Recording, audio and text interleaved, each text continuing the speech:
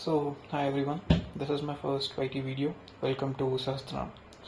So bear with me, I might make some mistakes in this. So the reason I'm keeping my screen black is because I want you to focus on my words and hear me out. I know it's difficult, but please try. So yesterday I came across a reel and I wanted to talk about it. It was one where existence of God was in question, and some questions were asked like, why is the world suffering from hunger and other disasters if there is God? That forced me to think. I wanted to just brush it away and call the person that, oh, you don't know anything, you are just bad. But then I gave it a thought because I couldn't brush it away as it was a challenging question. And then I had an interesting realization on it, and let me know whether you agree with it or not.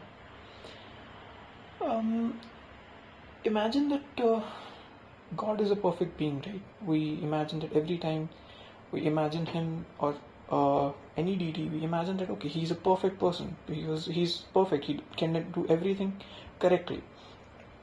Who is powerful? Someone who will always do the right thing, and we have created a counterpart of it that is called Satan or devil or evil, whatever you call it, who will always do things that are bad and cause suffering. So there is no choice for these two kinds of forces, power, or whatever you call them. Because one is bound to be good and will always do something that is good for the greater good.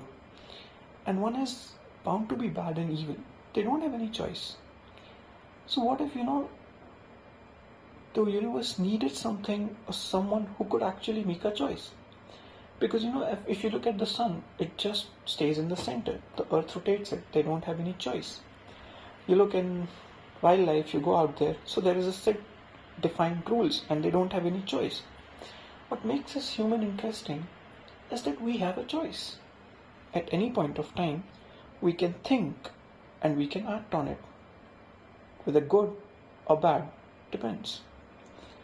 So what if the very purpose that we were created, if we were created by a God, someone, some power out there, that he wanted to experience what having free willpower feels like.